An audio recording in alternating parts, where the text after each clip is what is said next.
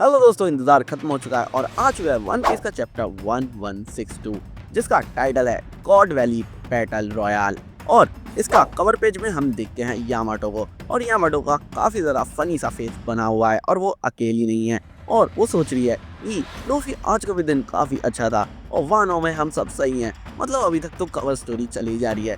जिसके बाद हम फाइनल चैप्टर पर आते हैं और हमें पता चलता है कि रॉक्स और सैंड गार्लिंग के बीच लड़ाई हो रही है धमाकेदार वाली, और वहां पर कोई बैकअप भी बुलाने की कोशिश कर रहा है। जिसके बाद हमें दिखाई जाती है सब लोगों की लोकेशन आइलैंड पर, और हमें पता चलता है कि रॉक्स और गार्लिंग काफी दूर लड़ रहे हैं जहाँ पर सभी पायरेट्स हैं उस जगह से। रॉजर पायरेट्स एक तरफ से जा रहे हैं और दूसरी तरफ से रॉक्स पायरेट हुई हैं, लेकिन रॉक्स उनके साथ नहीं है। ऑब्वियसली वो अपने बच्चे को और अपनी बीवी को बचाने गया है। जिस बार हम ऑर्डर आता है कि रेली तुम आगे जाओ, मैं यहाँ पर इन सबको संभालता हूँ, आगे नेवी है और पीछे रॉक्स पायरेट, मैं इनको देख लूंगा। और रेली तभी वहां से चला गया था शेकी को बचाने के लिए। और पिछले चैप्टर में हमने देख लिया था कि शेकी को रेली ने बचा लिया था बिल्कुल हीरोइक तरीके से, और रेली शेकी को लेकर आ रहा है और पीछे से पायरेट्स बोल रहे हैं क्या इसने इसे बचा लिया, मुझे तो यहाँ पर बहुत ज्यादा जेलसी हो रही है। और उनमें से एक बोल रहा है कि रेली को मारो और शेकी उससे ले लो, लेकिन तभी उनमें से दूसरा पायरेट बोलता है तुम पागल वाले हो क्या, शेकी को तुम घायल करना चाहते हो बेवकूफ। जिसके बाद वो कहता है अरे बेवकूफो फोकस करो ट्रेजर पर, अब यहाँ पर तो सब कुछ सुधर गया है। और वहीं पर व्हाइट बियर्ड भी लड़ रहा है और यहाँ पर शेकी काफी ज्यादा खुश है क्योंकि वो रेली से काफी ज्यादा प्यार करती है। उससे बोल रहा है कि मैं तुम्हें कुछ बताना चाहता हूँ, और वो कहती है कि नहीं तुम्हें कुछ बोलने की जरूरत नहीं है, मुझे सब पता है पहले से ही। जिसके बाद हम फाइनली कुमा को और इवानकोफ को देखते हैं और उन दोनों के हाथ लग चुके हैं डेविल फ्रूट्स, और वो दोनों उसे खाने के लिए बिल्कुल रेडी है। लेकिन तभी वहां पर आ जाती है बिग मॉम और वो इवानकोफ से उसका डेविल फ्रूट छीन लेती है जो इवानकोफ खाने वाला था। यानी कि काइडो का डेविल फ्रूट इवानकोफ खा सकता था तो उस पे ड्रैगन वाली पावर आ जाती, लेकिन यहाँ पर उसका नसीब ही बेकार था। बिग मॉम ने उससे वो डेविल फ्रूट छीन लिया और तभी इवानकोफ बोलती है कुमा जल्दी से अपना डेविल फ्रूट खा लो, कुछ भी मत सोचो। और कुमा तुरंत ही अपना डेविल फ्रूट खा जाता है। इवानकोफ कहती है अगर हम इस आइलैंड पे किसी एक बंदे को भी बचा पाए तो ये समझना कि ये हमारी विक्ट्री होगी। इसके बाद अगले पैनल में हम देखते हैं कि पायरेट्स आपस में लड़ रहे हैं। ये एक वॉर जोन बन चुकी है पायरेट्स के लिए, और नेवी का बंदा पूछता है क्या हमें पीछे हट जाना चाहिए या फिर इन्हें पकड़ना चाहिए, और उसे दूसरी तरफ से रिप्लाई मिलता है तुम्हें अपने ऑर्डर्स पता है ना, तो उन्हें फॉलो करो चुपचाप। और वहीं पर हम सेंगोकू को देखते हैं और सेंगोकू सोच रहा है यार ये सब क्या है, क्या मैं कुछ सपना वपना देख रहा हूँ, मुझे लग रहा है कि शायद मैंने पहले मारा होगा।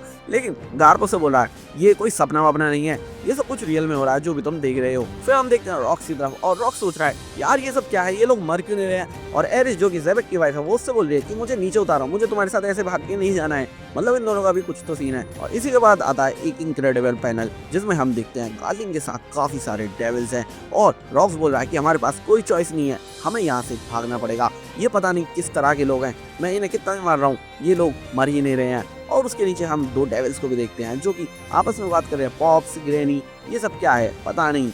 अगले ही पैनल में हम देखते हैं गार्लिंग का सर कटा हुआ है और वो कह रहा है ये सच में वाकई में काफी ज्यादा स्ट्रॉन्ग है, मुझे रिजनरेट करने में काफी ज्यादा टाइम लग रहा है। यानी कि गार्लिंग भी आसानी से रिजनरेट कर सकता है।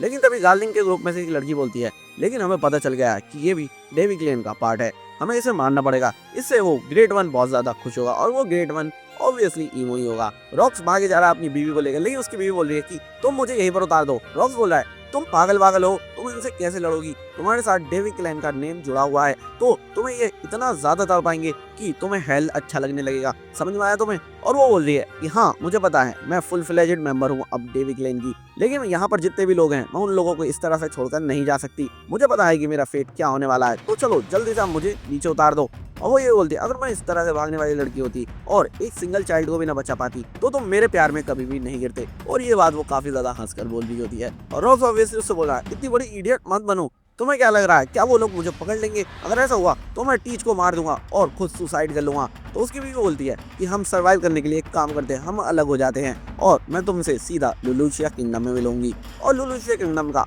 आगे जाके क्या होता है वो तो हम सबको पता ही है। फाइनली गार्लिंग पूरी तरह से हील होकर उसके पीछे आया था और कहता है कि तुमने अपने बीवी बच्चों को फाइनली छोड़ ही दिया है, तो चलो देखते हैं अब अगला अटैक क्या होने वाला है। रॉक्स उससे बड़े ही खतरनाक वे में बोलता है क्या तुम्हें लग रहा है कि मैं हूँ जो यहाँ पर बचने वाला हूँ, ये तो तुम्हारी बहुत ज्यादा गलतफहमी है। और तभी रॉक्स अपना एक बहुत ही खतरनाक अटैक करता है, यहाँ तक कि वो गॉड वैली की पहाड़ी पर भी पूरी तरह से फील होता है। और सब लोग सोच रहे हैं आखिरकार ये सब क्या चल रहा है, लेकिन सबसे बड़ी बात यह है कि एरिस के साथ टीच यानी कि ब्लैक बियर्ड ये सब देख रहा है, यानी कि उसे अपने फादर की पावर का अच्छे से अंदाजा है और उसे भी पता है उसके खून में कितनी पावर है, इसलिए आगे चलकर वो बहुत ज्यादा पावरफुल होने वाला है। फिर हम बिग मॉम को देखते हैं और वो उस डेविल फ्रूट को देखकर खुश हो रही है कि अब मैं काटागोरी को खिलाऊंगी, मेरा फ्यूचर क्रू काफी ज्यादा स्ट्रॉन्ग बन जाएगा इसकी वजह से। लेकिन वहीं पर काइडो आता है और उसे मारता है और तुरंत उससे वो डेविल फ्रूट छीनकर तुरंत के तुरंत खा जाता है, मतलब कोई मौका ही नहीं देता उसे रिएक्ट करने का। बिग मॉम काफी ज्यादा गुस्सा हो जाती है और वो काइडो पर हमला भी करने लग जाती है, लेकिन अब तक वो खा चुका है तो उसका कोई भी फायदा नहीं है।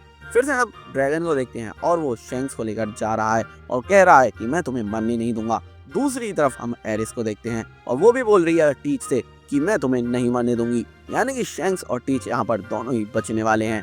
लेकिन उसी के बाद हम देखते हैं गेम स्टेज के पीछे, ट्रेजर के पीछे जितने भी रॉजर पायरेट्स गए थे उन सबको वहाँ पर बहुत सारा ट्रेजर मिल जाता है और वो लोग सोचते हैं ये तो बहुत ही अच्छी चीज़ है, यहाँ पर तो डेविल फ्रूट भी हैं। और वहीं उनके पीछे से कुछ लोग आते हैं और बोलते हैं तुम्हें क्या लगता है तुम ये सारा ट्रेजर ले जाओगे अपने साथ और हम चुपचाप देखते रहेंगे। और वो लोग मरीन्स होते हैं और वो बोलते हैं कि पायरेट्स को इस आइलैंड से जल्दी से बाहर निकालो।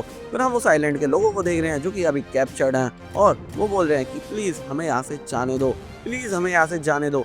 और वहीं पर कोमा है, वो ये सोच रहा है कि मैं एक और को बचा सकता हूँ तो अच्छा होगा, मैं जितने हो सके उतने लोगों को बचाऊंगा चाहे कुछ भी हो जाए। लेकिन तभी वहाँ एंट्री होती है एक ऐसे बींग की जिसको देख के शॉक हो जाते हैं और वो बींग कोई और नहीं ईमू है। ईमू बोलता है क्या रॉक्स मर गया? और सैटर्न उसे बता रहा है जैसा हमने सोचा था चीजें बिल्कुल उस तरह से नहीं चल रही हैं। लेकिन तभी काइडो अपनी फॉर्म में आ जाता है ड्रैगन वाली और सब लोग देख रहे हैं क्या ये क्या चीज है, हमें कुछ समझ नहीं आ रहा है। और दूसरी तरफ कोमा जितना हो सके उतने लोगों को इस आइलैंड से बचाने की कोशिश कर रहा है और वो सभी लोगों से थैंक यू करे जा रहे हैं। पूरे गॉड वैली में थैंक यू की आवाज आए जा रही है।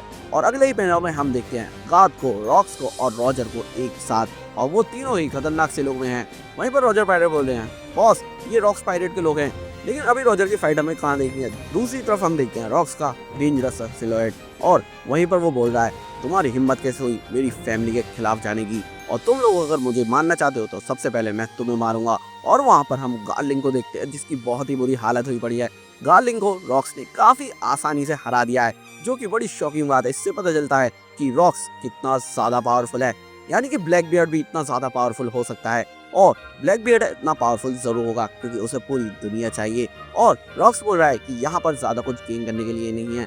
वहीं पर आ जाते हैं उसकी हेल्प करने के लिए व्हाइट बियर्ड और खुद काइडो। और काइडो रॉक्स से बोल रहा है फाइनली मुझे एक एबिलिटी मिल गई है। और रॉक्स उससे कह रहा है ये तो बहुत अच्छी बात है, कुछ तो तुम्हें अच्छा मिला। और इसी के साथ हमारा ये चैप्टर यहाँ पर खत्म हो जाता है और अगले हफ्ते ब्रेक है। गाइस ये चैप्टर काफी ज्यादा मजेदार रहा है और अब अगले चैप्टर के लिए वेट नहीं हो रहा यार, लेकिन क्या करें अगले हफ्ते ब्रेक है। तो गाइस अगर वीडियो पसंद आए तो वीडियो को लाइक कर दो, चैनल को सब्सक्राइब करके वीडियो को शेयर कर दो।